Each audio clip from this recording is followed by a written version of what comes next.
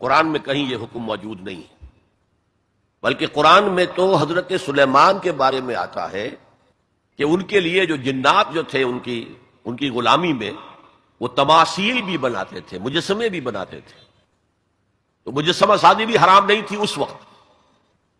اصل میں یہ حدیث نبوی ہے صلی اللہ علیہ وسلم کہ تصویر بنانا اور مجسمہ بنانا جاندار چیز کا وہ حرام ہے۔ اس وقت تک کیمرہ ایجاد نہیں ہوا تھا، بلکہ ہاتھ سے تصویر بنتی تھی۔ جاندار کی تصویر بن رہی ہے تو ہاتھ سے، مجسمہ بن رہا ہے تو ہاتھ سے، تو اس کے تو حرمت پر پوری امت متفق ہے۔ لیکن جب کیمرہ ایجاد ہو گیا تو ایک نئی چیز آ گئی نا، اس میں اختلاف ہو گیا۔ جیسے شاید آپ کے علم میں ہو، لاؤڈ سپیکر پر ہمارے بڑے بڑے علماء کا فتویٰ تھا اذان حرام ہے، خطبہ حرام ہے، اور فتویٰ کس کا؟ مولانا اشرف علی تھانوی رحمۃ اللہ علیہ کا۔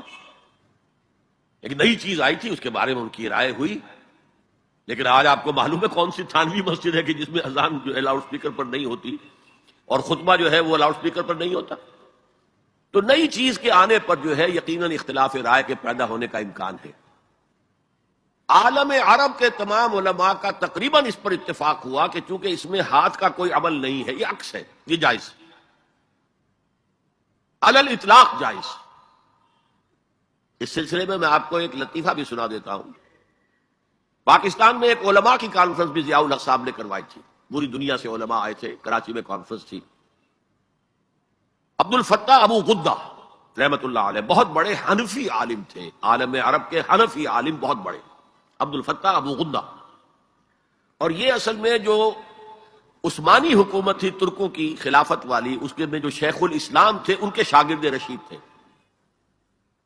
تو وہ ان سے ملنے کے لیے مولانا محمد یوسف بن نوری رحمۃ اللہ علیہ وہ گئے، تو ساتھ ہی دعوت دے آئے۔ وہ تو ہوٹل میں جا کر ملے، ساتھ ہی کہا کہ ہمارا وہ دارالعلوم ہے، وہ بھی آپ ذرا وزٹ کر لیجیے، دیکھ لیجیے۔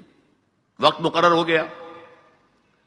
اب مولانا نے بھی اپنے کچھ لوگوں کو بلا لیا، جن میں ان کے داماد مولانا محمد تحسین، ان کے بڑے داماد، سب سے بڑی بیٹی ان کے گھر میں تھی، وہ بھی تھے۔ انہوں نے یہ واقعہ مجھے سنایا ہے، یعنی یہ نہ سمجھیے کہ یہ کہیں ادھر ادھر سے سنا ہوا بات ہے، ایک ایسا شخص بیان کرنا ہے جو اس میں موجود تھا، اور جو مولانا بن نوری کا اتنا قریبی رشتہ دار تھا، ان کا داماد، کہ یہ اب انتظار کر رہے تھے کب آئے، تو اطلاع ہوئی کہ آ رہے ہیں، آ گئے تو نکلے باہر ویلکم کرنے کی، دیکھا کہ وہ ایک کیمرہ لٹکائے ہوئے چلے آ رہے۔